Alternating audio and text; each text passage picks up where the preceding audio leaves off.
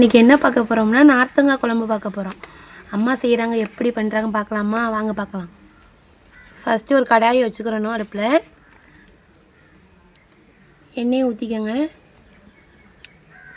குழம்புக்கு வந்து எண்ணெய் நல்லா சூடாகட்டும். விறகடுப்பில் பண்ணால் தான் நார்த்தங்காய் குழம்பு வருது, அதனால் டேஸ்ட்டாக இருக்கும்.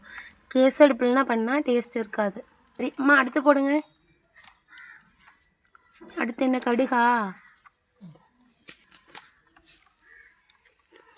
கடுகு நல்லா வெடிக்கட்டும். அப்புறம் என்னம்மா போடுறீங்க? காஞ்ச மிளகாயா? போடுங்க.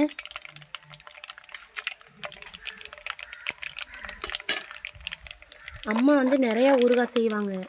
பூண்டு ஊறுகாய் செய்வாங்க, வெங்காயம் ஊறுகாய் செய்வாங்க, தக்காளி ஊறுகாய் செய்வாங்க.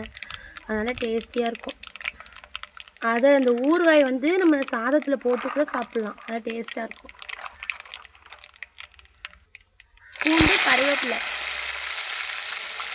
பூண்டு கருவேப்பிலை போட்டுக்கலாம். நல்லா வாசமாக இருக்கும். பூண்டுலாம் நிறையா போடுங்க. பூண்டுனா நல்லது, எல்லாத்தையும் சேர்த்து நிறையா சாப்பிடுங்க. பூண்டுனா கருவேப்பிலை நல்லா முடி வளரும். இந்த மாதிரி நார்த்தங்காய் குழம்பு ஊறுகாய் வந்து நீங்கள் தோசைக்கும் வச்சு சாப்பிடலாம், இட்லிக்கு வச்சு சாப்பிடலாம், தயிர் சாதம் சாதத்துலலாம் வச்சு சாப்பிட்டா நல்லா டேஸ்ட்டாக இருக்கும்.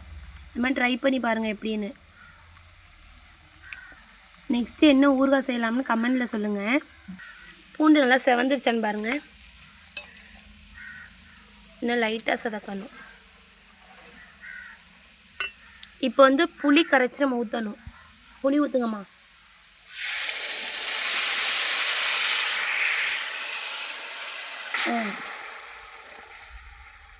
புளி கரைச்சி நீங்கள் ஊற்றிக்கோங்க. புளி கரைச்சி ஊற்றினா நல்லா டேஸ்ட்டாக இருக்கும். குழம்பு மாதிரி இருக்கும்.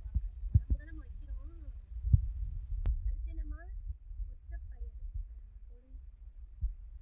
ஒச்சப்பயிறு ஏன் போடுறாங்கன்னு பார்க்கணும். இது வந்து அவ்வளோ நல்லது உடம்புக்கு. நீங்கள் குழம்புக்கும் போடலாம், இது மாதிரி ஊறுகாய் ஏதாச்சும் செஞ்சீங்கன்னா அதுக்கும் ஒச்சப்பயிறு. இது மாதிரி நார்த்தங்காயை நல்லா காய வச்சுக்கோங்க, வத்தல் மாதிரி. அந்த நார்த்தங்காய்க்குள்ளே இருக்கும்ல, அதெல்லாம் எடுத்துடணும். எடுத்துகிட்டு இதை நல்லா வத்தல் மாதிரி வெயிலில் நல்லா காய வச்சுக்கோங்க. நல்லா காஞ்சி நல்லா வடகம் மாதிரி இருக்குது பாருங்கள். இப்போ தான் நம்ம ஊறுகாயில் இதை போட போகிறோம் குழம்புல. அடுத்து வந்து வெறும் மிளகாய்த்தூள் போட்டுக்கலாம்.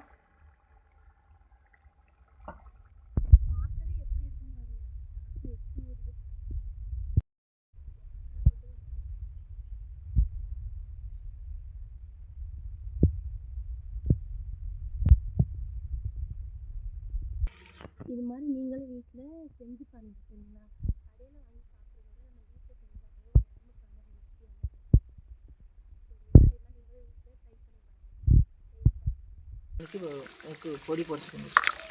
ஹெல்த்தியாக. இது என்ன பொடினா கடுகும் வெந்தயமும் அது மிக்சியில் நல்லா அரைச்சி நல்லா நைஸாக அந்த பொடி.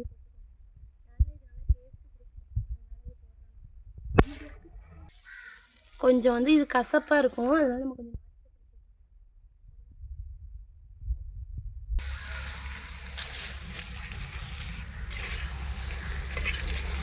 பார்க்கவே இப்போயே சாப்பிடணும் போல இருக்குது.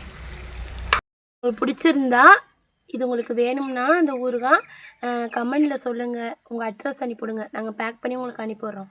ஓகேவா? இது பிடிச்சிருந்தா கமெண்ட் பண்ணுங்கள், லைக் பண்ணுங்கள், ஷேர் பண்ணுங்கள். உங்கள் ஃப்ரெண்ட்ஸுக்கெல்லாம் சொல்லி ஷேர் பண்ணுங்கள். Okay bye. நெக்ஸ்ட் வீடியோவில் பார்க்கலாம்.